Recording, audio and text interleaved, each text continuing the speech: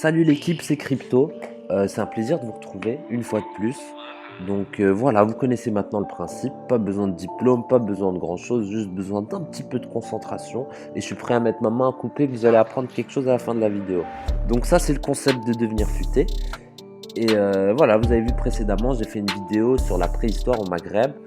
Je me suis attardé sur certains mythes et j'ai pris le temps de les déconstruire, certains mythes inventés par des chercheurs, anthropologues, etc. européens, qui sont le produit d'une époque scientifique ethnocentrée. Par ethnocentré, je sous-entends que le monde était vu d'un prisme ethnique et genre la race européenne, entre guillemets, était mise au centre du monde, voilà. Donc maintenant, à peu près dans la même optique, je m'attaque à la suite de notre histoire, de l'histoire du Maghreb, et on passe à l'Antiquité. Étant donné que l'Antiquité, c'est un sujet vaste et vague, je me suis permis de traiter le sujet en différentes vidéos, différentes parties. Donc voilà, c'est ça. Bienvenue à tous. C'est la vidéo sur l'histoire du Maghreb, l'Antiquité du Maghreb, partie 1. A tout de suite.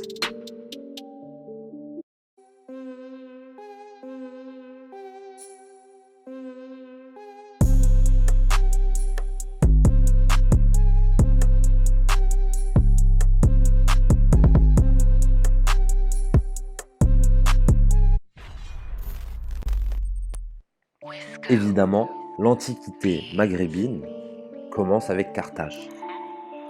Donc avant de voir qu'est-ce que Carthage, on doit comprendre d'abord qui sont les Phéniciens. Donc les Phéniciens sont le peuple à s'être installé voilà, en Afrique du Nord dès l'Antiquité, avoir bâti des grandes cités telles que Carthage et la civilisation carthaginoise, comme on dit.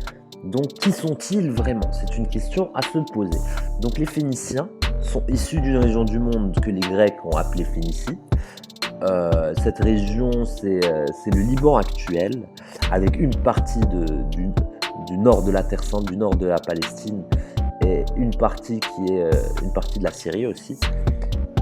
Et cette région du monde a été nommée ainsi parce que les Grecs ont conquis cette région du monde et ont choisi ce nom. Voilà, donc ce nom, Phénicien, Phénicie, apparaît déjà dans les écrits de Homère. Voilà, il est important de souligner ça. Après, si on se fie vraiment à l'histoire et qu'on regarde les événements historiques, on voit que les Phéniciens, entre guillemets, ne se sont pas vraiment identifiés en tant que peuple avant l'occupation grecque. Voilà. Il est très important de souligner ça.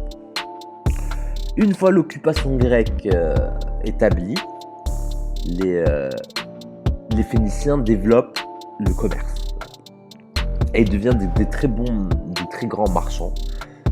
Développent aussi une navigation de qualité supérieure, un artisanat qu'ils exportent partout en Méditerranée grâce au réseau maritime déjà établi par les civilisations grecques. Voilà. Donc avec le temps, les Phéniciens ont développé entre guillemets un chauvinisme qui a fait qu'ils se sont opposés aux Grecs. Voilà. Donc les Phéniciens, par leur civilisation maritime, qui est souvent qualifiée de peuple des mers, peuple de la mer, décident de s'installer en Afrique du Nord. Donc dans leur installation en Afrique du Nord, on a deux villes, ils vont créer deux villes. Voilà. La première, enfin la seconde devrait dire, étant Carthage la plus connue, mais la première était Utique. Utique, c'est une ville qui est à 20 km de Carthage. Quand on regarde aujourd'hui, géographiquement, elle se situe à Bizerte. Et elle est entre la ville de Bizerte et de Tunis. Voilà. Utique, qu'est-ce que Utique veut dire? Pourquoi je m'attarde sur Utique? C'est très important.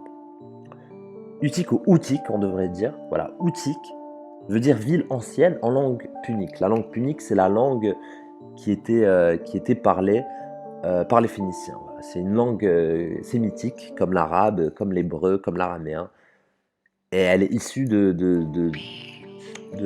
Proche-Orient. C'est très important de souligner ça. Pourquoi je vous souligne ça? Pour deux raisons. les Européens ont souligné que, la civilisation maghrébine, de par les traces archéologiques inexistantes, n'existait pas vraiment avant l'arrivée des Carthaginois et des Phéniciens pour fonder Carthage, etc. Sauf que nous avons une preuve concrète avec la ville d'Utique. C'est-à-dire que lorsque les Phéniciens sont arrivés, ils ont appelé la première ville qu'ils ont bâtie, ils l'ont appelée ville ancienne. C'est-à-dire que c'est une preuve que c'est sur une ville déjà existante qu'ils ont continué l'accomplissement de la construction sociale, c'est-à-dire la création d'une civilisation. Alors, c'est pourquoi je vous dis ça? Parce que Carthage, quand on se réfère au sens du mot Carthage, dans la même langue, le langage punique, Carthage veut dire ville nouvelle. Et c'est là que moi, j'essaye de vous prouver que l'affirmation de certains historiens, comme quoi que les Maghrébins n'ont pas vraiment fondé de ville, n'ont pas vraiment existé entre la préhistoire et Carthage, elle est fausse. Comme au même titre que ceux qui stipulent que voilà, les Maghrébins, les Berbères, sont originaires du Proche-Orient. Non. Pourquoi? Parce que la ville elle-même s'appelait ville ancienne et ils se sont installés sur une ville qui était déjà... Et que la ville que eux ils ont créée de par la colonisation et la conquête était Carthage, qui s'appelle ville nouvelle. Voyez-vous? Donc voilà, nous avons juste par l'appellation, l'étymologie de la ville, du nom de la ville, on peut comprendre très vite qu'en fait les Phéniciens sont venus, ont conquis et se sont mélangés. Il faut comprendre ça. Il existait déjà des civilisations bien moins avancées qu'eux. On ne stipule pas que les Maghrébins avaient une civilisation avancée. Nous stipulons juste qu'au Maghreb, il existait en Tunisie, à Outik, une ville. Les bases, voilà, les bases, les piliers de ce qui sera la première ville phénicienne en Afrique du Nord. Pourquoi je vous dis tout ça? Je vous dis tout ça parce que comme on a vu dans l'épisode 1 sur la préhistoire du Maghreb, premièrement, il existait des civilisations au Maghreb et ces civilisations ont fini par évoluer dans un sens pour se sédentariser. Et secondo, il est important de souligner le fait que notre histoire est sujet aux modifications pour des intérêts.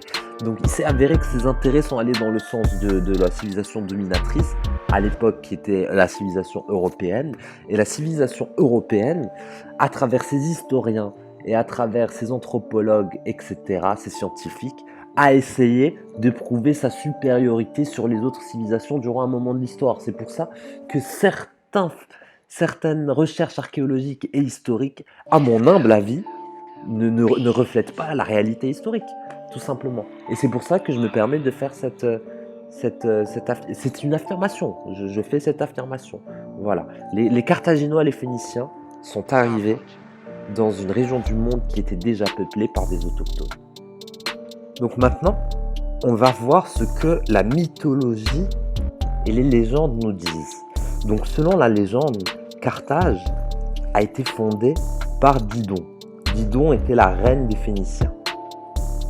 Et en gros, la légende stipule qu'elle a demandé à un roi berbère l'autorisation de fonder un royaume en Afrique du Nord. Donc voilà.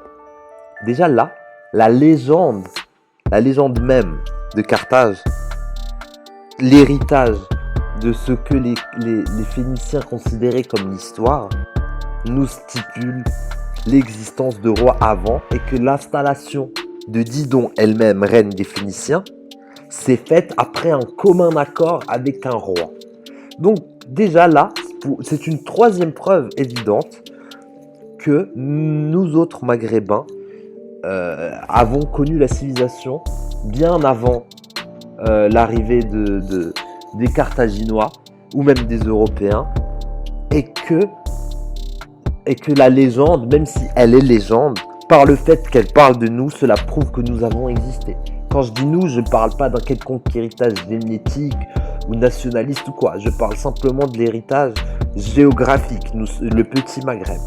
Donc voilà. Donc comment ça s'est passé? Didon, elle est arrivée, elle a rencontré un roi dont nous n'avons pas vraiment le nom. Tout ce qu'on sait, c'est qu'il est autochtone et berbère. Et a fait un commun accord avec lui pour que ce dernier lui permette de s'installer sur ses terres, en Afrique du Nord.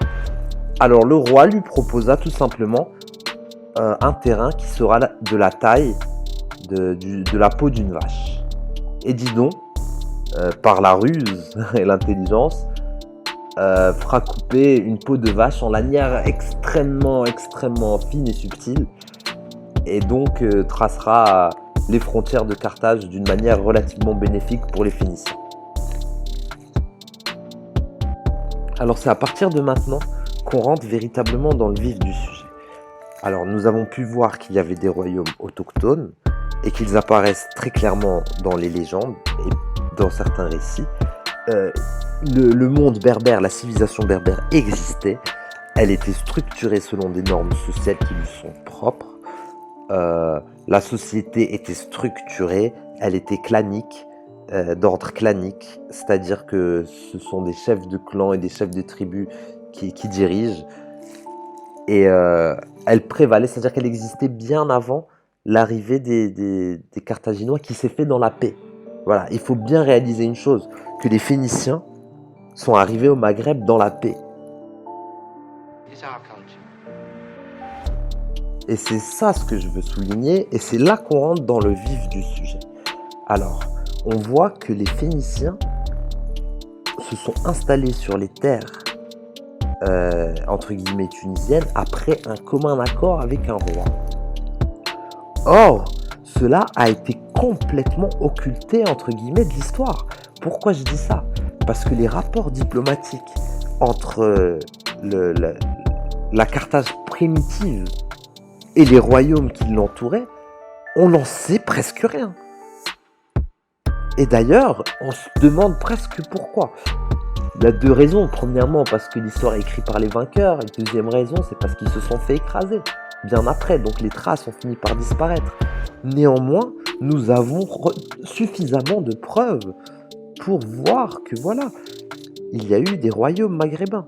On le voit tout d'abord, comme j'ai dit, dans la délimitation qui a été faite des terres carthaginoises, l'accord qui a été fait, selon la légende carthaginoise, selon même la légende phénicienne concernant la fondation de Carthage. Et deuxièmement, nous savons que entre la fondation de Carthage et les guerres puniques, Carthage s'est développée comme une puissance de la région, indépendamment des Phéniciens. Et c'est là aussi que ça devient intéressant. Quand est-ce que Carthage a été fondée?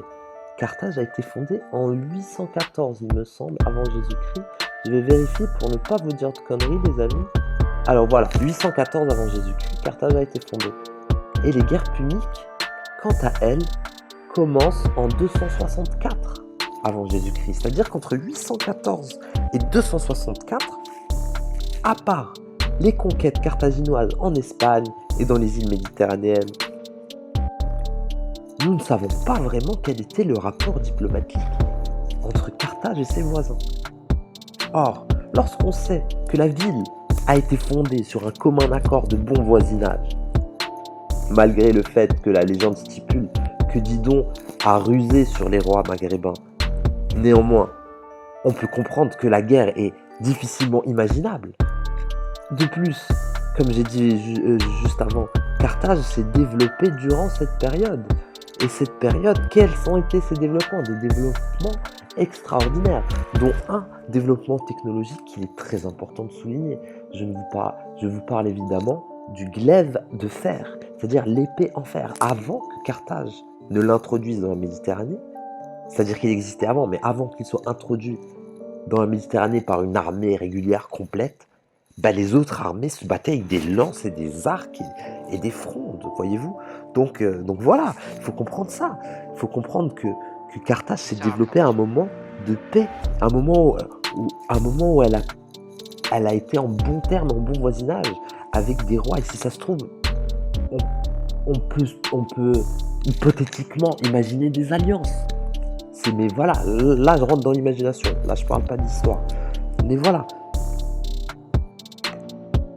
que oui, il y avait une civilisation berbère avant l'arrivée de Carthage, que celle-ci avait des relations diplomatiques étroites avec Carthage, allant jusqu'à l'échange de terres après commun accord.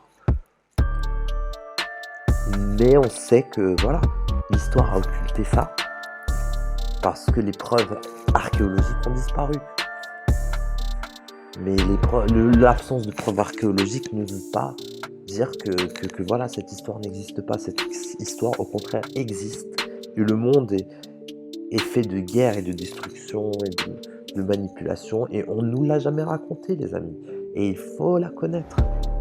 Après, concernant ce qui est resté, les héritages restés, ce quoi nous avons des preuves et des noms concrets, on y arrive lorsque les guerres puniques approchent. Voilà. Les guerres puniques, c'est quoi? Et c'est le sujet de la prochaine vidéo. Comme ça, je vous invite tous à vous abonner, à rester si ça vous intéresse et si vous avez envie d'en savoir un peu plus. Les guerres puniques, c'est l'Empire romain qui fait la guerre à Carthage. Et c'est honnêtement un des sujets les plus intéressants de l'histoire du Maghreb, enfin de l'histoire antique du Maghreb. Et là, on a beaucoup de témoignages et de preuves historiques et de noms et de héros, voilà, de leaders plutôt, devrais-je dire, de leaders maghrébins. Donc, pour vous mettre un peu l'eau à la bouche, la prochaine vidéo, on parlera des guerres puniques et donc de deux leaders. Je vous en donne deux, je vous spoil deux petits noms. Deux grands hommes maghrébins, des grands guerriers. Premièrement, nous avons Massinissa et deuxièmement, nous avons Hannibal Barca. Donc sûrement vous avez entendu parler de ces noms. Et je prendrai le temps de vous développer leur histoire. Donc voilà, c'est la fin de la vidéo. Je voulais tout d'abord vous remercier. Si vous avez vu la vidéo jusqu'au bout, c'est que vous êtes intéressé. Vraiment, je vous remercie pour votre attention et je vous encourage à continuer à faire des recherches par rapport à ce que je dis. Donc voilà, si tu as appris un max de choses, jette-moi un petit like, un petit follow. Et voilà, j'essaie d'être le plus inclusif possible. La vidéo, elle n'est pas seulement destinée aux Maghrébins ou aux Africains. J'essaye simplement de retranscrire ce qui me semble important à souligner concernant l'histoire. Voilà. Donc merci beaucoup. Follow, like, on est ensemble la team.